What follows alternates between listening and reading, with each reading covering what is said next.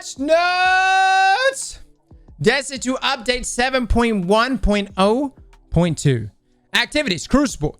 Fixed an issue with the dazzling iridescence Trials Emblem. Could be awarded from the flawless chest without completing the necessary requirements. So again, you're going to have to re-earn it. So players who have already acquired the emblem will need to complete the requirements after this patch goes live in order to equip the emblem. Fix an issue with the spawn trapping that could occur on Meltdown. All right. Yeah, that needed to happen. I mean, that was the whole reason why you pulled the map and revamped it. But okay, so about that emblem. Again, the requirements is every Trials game that you play, you cannot ever trail. As in, it's my understanding you can never lose a round in an entire card on your way to flawless. And then on top of that, go flawless. Okay. Now, if you had already done that, too bad, you got to do it again. And then it was also being handed out to folks that were just going flawless. So again, you may have the emblem now. You can equip it. Okay, so FX is actually saying you can't be behind a round. Okay, you can't be behind a round. You cannot trail. Didn't I just say that? You cannot trail. You can trail. Didn't I just say that? All right. Well, okay, whatever the case. It's you essentially dominating from the very beginning of a card all the way to the end. You can't really lose, be under a round against your enemy. And then you can equip the emblem. And again, that emblem is supposed to be, it is a good looking emblem, but it's supposed to be a very coveted emblem because of that level of rarity. Raids in dungeon. Fix an issue where players can damage bosses in Ghost of the Deep through immunity shields. With a horde. What was it? Chill clip weapons? Pretty sure chill clip weapons, right? The dungeon cheese here has been fixed. So we knew this was probably coming. At the same time, I don't know. I mean, I know the health pool is really, really thick. We'll see if they end up rolling back the health of that boss. So now gameplay and investment armor. Gerfalcon's Harbreak Reserve Overshield now deploys when a player uses Ensnaring Slam. Good. Fix an issue where Kepri's Horn could disable various non-enemy objects. Again, we had that issue, what was it, a week ago, where it was actually causing Ironbender games to immediately be mercied. Fix an issue where Vesper of Radius's effects were triggering on things other than casting a rift. Fix an issue where point contact cannon brace would create lightning strikes on melees other than thunderclap. All right. So y'all showed me this last week. We were rocking it. If you charge your melee, okay, and as you get ready to throw your melee, you pop your super at the same time.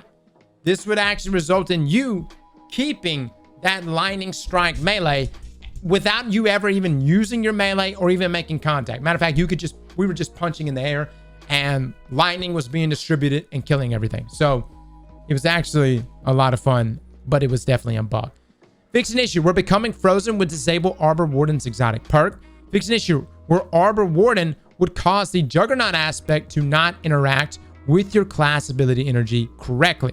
Fix an issue causing some bracers to not improve solar grenades. Fix an issue causing Helm the Same 14 to not provide any effects. A lot of you said that it's mainly a blinding effect that it wasn't providing. Fix an issue causing Verity's Brow to not function in PvP. Fix an issue causing no backup plans to buff non-shotgun damage in certain situations. Fix an issue where Arthur's Embrace buff icon wasn't appearing in the HUD in PvP. The artifact perks Amped Up and Electric Armor no longer have the perk name switch. Now weapons. Fix an issue where some older Ironbender special power weapons had lost their scope glint. Fix an issue where purchasing a Last Wish Deepsight weapon from Hawthorne would unintentionally award bonus pattern progress on top of the progress provided by consuming the Deepsight on the weapon itself. So essentially, guys, after doing that quest, you could get 2 Deepsights. You're only going to get 1 now. Increase the size of the red dot and the Mercurial Overreach's scope to respond to player feedback. So some people even said that they hate that this was changed, that this greatest strength to this sniper rifle was how tiny the reticle is. Guys, let's just be real, man. That reticle, it was so damn tiny. Like, it needed to be thicker. And normally I'm a fan of thicker reticles, because so I'll admit I'm a little biased. I did not like how small the reticle was. But again, you know what this does? This pulls us back to what we've been saying all along. The only way you're really going to make this community happy is by having fully customizable user interfaces and fully customizable reticles. You know, if I want to slap on the smallest, tiniest reticle right there in my screen with no crosshairs, I should get that option. And again, in this life cycle of Destiny, we need to get that point. We are at a moment right now where people want small reticles that Mercurial was offering. We should get the option to actually choose that. And then the other things like user interface where I can like, you know, move my radar to one side of the screen or the other, or move status effects around. I'm thinking like Final Fantasy, that level of customization for your UI would be amazing. All right, reduce the collective actions weapon perk damage against guardians to 10% from 20%. No more cheesing, no more two-tapping. Y'all know what was going on with that. Change the navigator's intrinsic trait icon. Okay, it's still working the same. Abilities, fix an issue. Where certain thrown projectiles were able to over-penetrate allied Titan barricades. Fix an issue where arc jolt damage to minor combatants was lower than intended following the scaling changes in 7.1.0. Okay, that's interesting. Yeah, so jolt got a nerf. Now, when we did our damage testing, it was against a boss. So arc jolt damage to minor combatants that was lower than intended. I'm curious to know, we just recently tested jolt damage from the Trials Glaive with vote shots. So I'm curious to know like how much it's actually increasing against minors. We'll need to look at it. Now, commerce and Eververse. Fix an issue where the Twitch Sub Bounty Emblem Pulsar approaching is not reacquirable or equipable. Guys, that's this emblem above us, right? Fix an issue where the Twitch Sub Bounty Emblem Pulsar approaching is not reacquirable or equipable. Yeah, that's this emblem. Okay.